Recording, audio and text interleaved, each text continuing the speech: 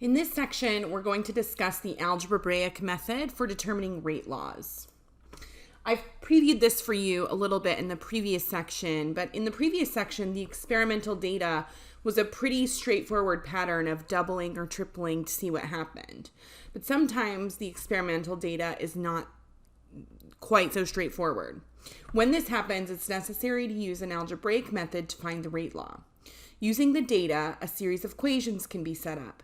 Each equation will have two or more unknowns, the rate constant, and the order of each reactant. However, since more than one equation can be written from the data, we have a system of equations which allows us to solve for multiple unknowns. Given the equation for the decomposition of ammonia, NH3, shown below, we will now find the rate law and the value for the rate constant using the data in the table. So we have this decomposition, 2NH3 decomposes into N2 and 3H2. We have 3 experiments with initial concentrations and initial rates.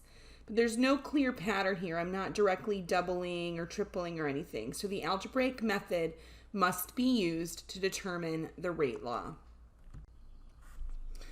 Okay, so I've highlighted in this light blue 2 experiments. And I know that the general form of the rate law is the rate is equal to K times the concentration of NH3 to some power M, the order that we don't know yet. And so I've chosen the 2 experiments and I've substituted the data in. So 8.0 times 10 to the minus 5 molarity per minute is equal to K times 0.0044 molarity or molar to the M power. So that's experiment 1.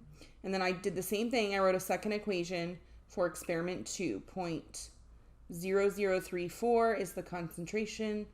4.8 times 10 to the minus 5 is the initial rate. All right, so I've just taken the 2 equations from the previous slide and I'm dividing one equation by the other, placing the higher values in the numerator, canceling out K, and then solving. So I put my first equation with the larger value for the rate and concentration on the top and the smaller on the bottom. Now when I divide the left here, 8.0 times 10 to the minus 5 by 4.8 times 10 to the minus 5, I get 1.67. The K's cancel. If I divide 0.0044 by 0.0034, I get 1.29 and then raised to the exponent M. Now, there's a straightforward sentence here that says, since 1.29 squared is equal to 1.67, if I square this, I get 1.67, M must equal 2, which is great, but the only way to do that is to just sort of guess and check, right? M obviously isn't 1, so then you try 2, and then you try 3, and then you try 4, and so on, right? You can certainly do that. And that will probably get you where you need to be most of the time. But I'm going to show you, it's sort of an intermediate algebra problem. To solve this, should you want to know how to solve for this exponent in the event that you maybe don't know how. Whoops, that's the wrong thing. In the event that you don't know how, or you just need a little intermediate algebra refresher. So 1.67 is equal to 1.29 to the power of M, right? So I just took this and moved it here. And we're trying to solve for this exponent M. All right? Now, in order to do this, we need something called the natural log. Okay? So what you do is you use the natural log. You take the natural log of both sides. So I'm also going to do it on the right-hand side. Okay, now what is the result of that? The result of that is to move this exponent into the front as a coefficient. So it's the natural log of 1.67 is equal to M times the natural log of 1.29. Okay? And now solving for M is pretty straightforward. M is equal to the natural log of 1.67 divided by the natural log of 1.29. And there's a button on your scientific calculator that says ln. And so you can just type in directly ln of 1.67 divided by ln of 1.29. And when you do that, you get a value of 2. Okay, so you can certainly use the guess and check method to figure out your m in these irregular situations. But in case you wanted to see the algebra shown so that you could do it on your own with a calculator, I've demonstrated it for you. So in this case, for this reactant NH3, this reaction rate is second order with respect to the NH3. All right, so just continuing this example, I'm going to write the rate law using the value that we found for m. On the previous slide, we found that m was 2. So I know that the rate is equal to K times the concentration of NH3 squared. Once I have the rate law and experimental data, I can find the value of the rate constant K. So I've just divided by NH3 concentration squared to say that K is equal to the rate divided by the concentration of NH3 squared. And then pick any experiment. I've gone with experiment 1 here to substitute the values for the rate. 8 times 10 to the minus 5 molarity per minute divided by the concentration 0.0044 molarity squared. And just plug in the values to a calculator, get 4.1. This is molarity to the minus 1, minutes to the minus 1. And we'll talk a little bit more about the units for rate constants on the next slide, but I just want to zoom in here and just make sure we're seeing what's going on unit-wise. On the top of this fraction, I have molarity per minute. On the bottom of the fraction, I have molarity squared. Okay, now if I were to write this also as a fraction, this would be over 1, right? So if I wanted to simplify this, it would be molarity per minute. If I wanted to see this a little more clearly, it would be multiplied by. So I change this division to multiplication, and I flip this. It would be 1 over molarity squared. So this 1 molarity cancels, and I'm left with, run out of room here a little bit, 1 over minutes times molarity. Okay, so in the bottom of the fraction, we have a positive exponent if I have 1 over minutes times molarity. If I want to flip it to the top of the fraction, I just give it a negative exponent. So that's why we have molarity to the minus 1, minutes to the minus 1. So that's where that comes from, if you're wondering. And again, we'll talk more about these units for the value of K, the rate constant, on the next slide. The units of the rate constant depend on the order of the overall reaction. Rate constant units can always be determined algebraically, the way that I showed you on the previous slide. However, it's good to be familiar with these units for 0, first, and second order reactions. So for a 0 order reaction, the units will be molarity per second, or molarity times seconds to the minus 1. For a first order reaction, it would be 1 over seconds, or seconds to the minus 1. And for a second order reaction, which we just saw on the previous slide, it would be 1 over molarity seconds, or molarity to the minus 1, seconds to the minus 1. Now, as we saw in the previous slide, that was in 1 over molarity minutes. So rate constant units do not need to be per second. The time portion can be anything: seconds, minutes, hours, days, and so forth. It just depends on what you're given in the problem. All right, here's our fourth example in this unit for determining the rate law. In this case, we're going to explicitly use an algebraic method. So use the data for the given reaction to determine A, the rate law, B, the order with respect to each reactant and to the overall reaction, and C, the value for the rate constant. And we have this generic reaction where some reactant A produces some products. And we have 3 experiments with initial concentration values for A and a rate in molarity per minute. All right, so we've done this several times now, but just as a reminder, we're going to fill in the general rate law with values from 2 of the experiments, and I've highlighted I'm going to use experiment 1 and experiment 2. And then, of course, once we have the two rate laws, we just divide the larger one by the smaller one, right? So here I've done that. Rate for experiment 2, I'm just substituting the values. 2.69 times 10 to the minus 3 equals K times that concentration, 1.25 to the M power. Divide that by the first experiment. So 1.61 times 10 to the minus 3 equals K times that concentration, 0.075 to the M power. We can simplify this. If I divide these two numbers, I get 1.67. The K's cancel.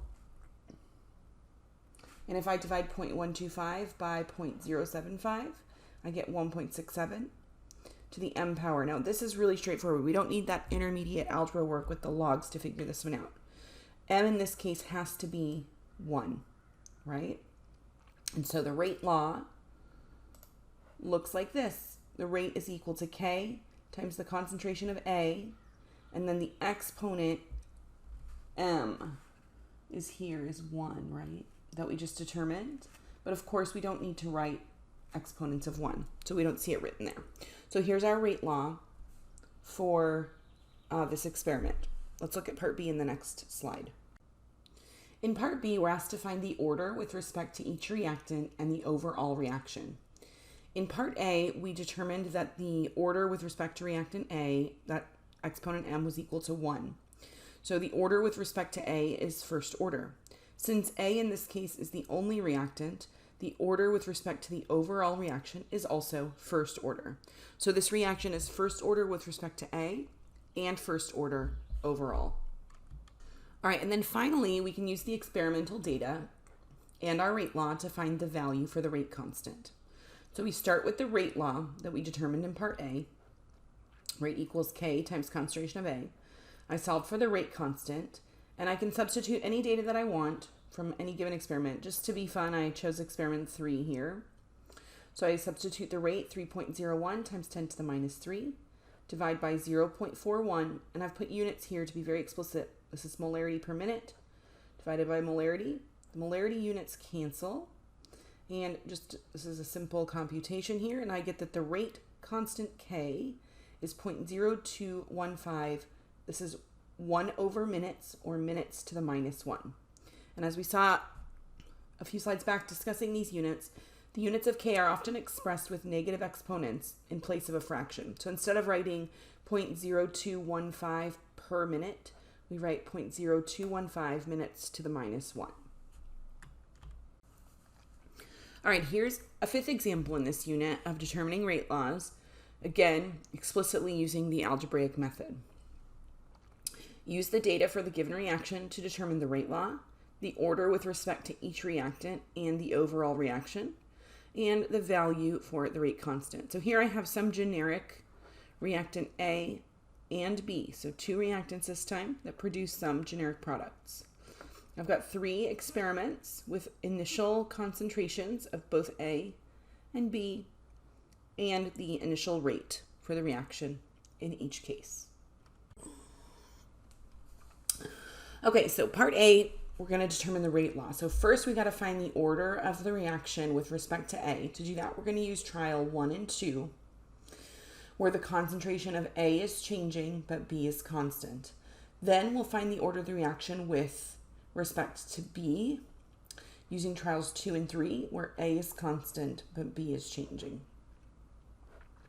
So let's first look at reactant A with experiments 1 and 2. So I've just substituted for the rate law for experiment 2. 1.74 times 10 to the minus 2 is the rate.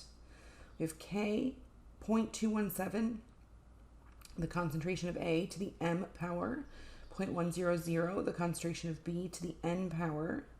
And I repeat that for experiment 1. 3.70 times 10 to the minus 3 is the rate, equals K times concentration of A, 0.100 to the M power, concentration of B, 0.100 to the N power.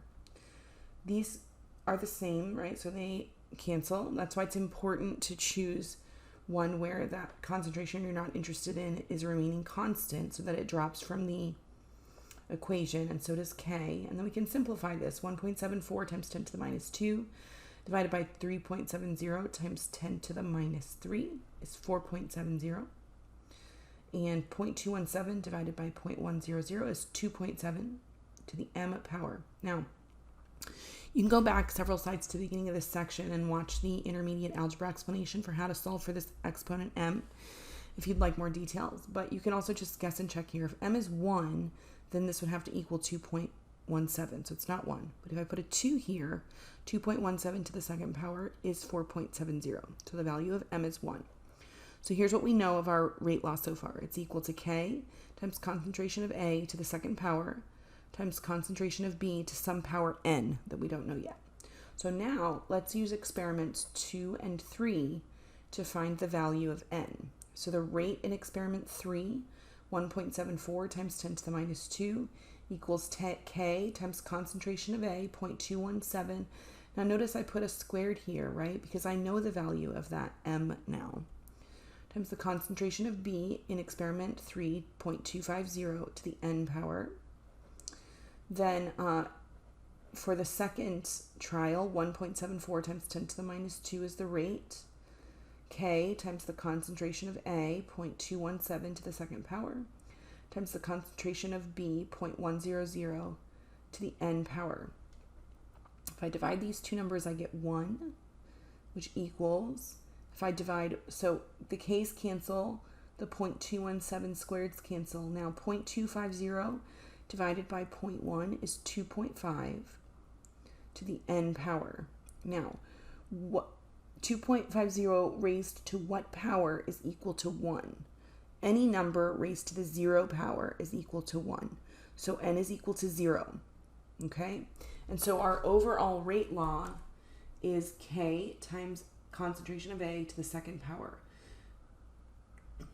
I'm just going to, for the sake of explanation, I'll say concentration of B to the 0 power. But we just got done saying right here, any number raised to the 0 power is equal to 1. So this whole thing will always simplify to 1. And we're always just multiplying by 1. So we don't need to write that. Yeah, so that's why it doesn't show up in the overall rate law. And for our overall rate law, we get K times the concentration of A squared. The rate is equal to K times the concentration of A squared. In part B, we're asked to find the order with respect to each reactant and to the overall reaction.